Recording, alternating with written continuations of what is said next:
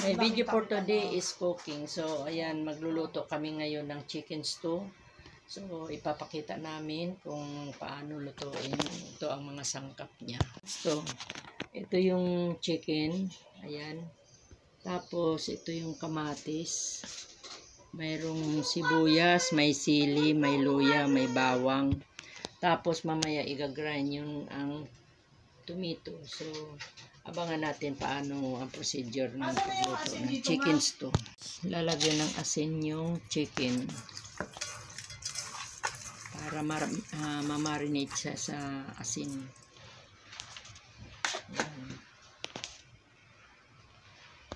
Ito na ngayon, inihiwa yung kamatis para mabilis ang paglagay sa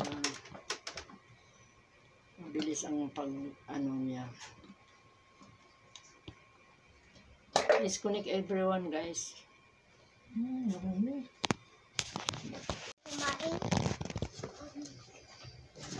Ang kamatis para mas mabilis yung i-grind.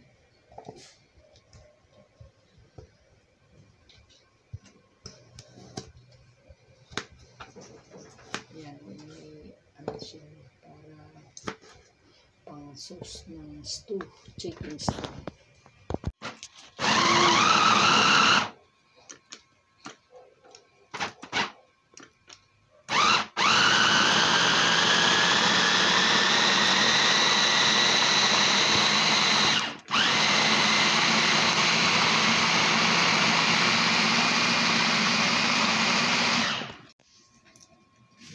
Sili para maglagay ng sili para doon mo malasahan talaga. Ihahalo sa pag-grind ang sili.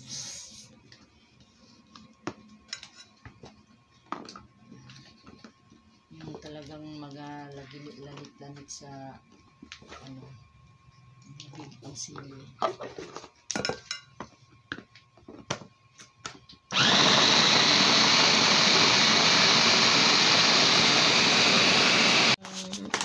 Gayat yung mga ito ngayon ilalaga yung chicken para pag naluto saka ilagay yung kanyang sauce. So, may lalagay, ipiprito pa yan. Ay, ipiprito pa pala itong para kasi hindi alam.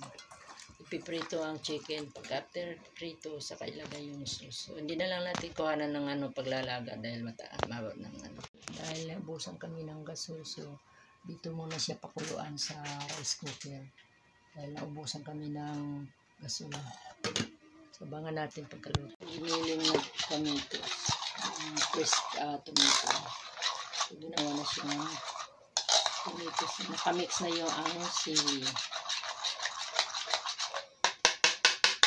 So, hintayin natin pag naluto ito. Yung nilaga. Panghalo sa chicken stew.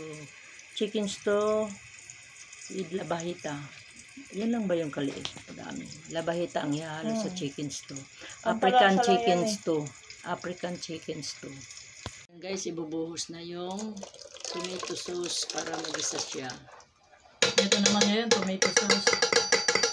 Ito yung kamatis na... Yung kamatis nga na, Ayan guys, ihahalo na yung labahita habang kumukulo para yung katas ng labahita ay mag-mix doon sa chicken at sa Alam po ako, madam.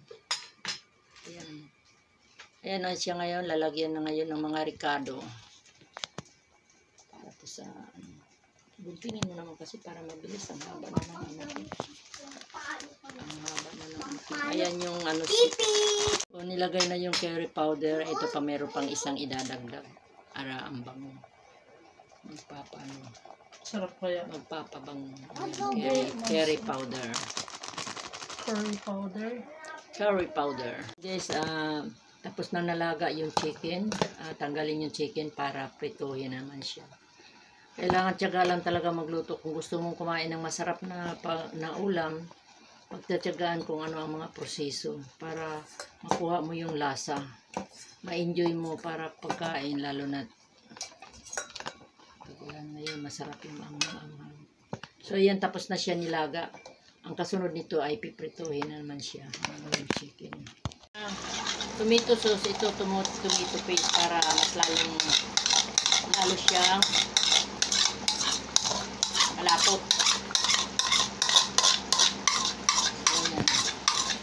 tapos na yung niluto ng chicken stew with labahita.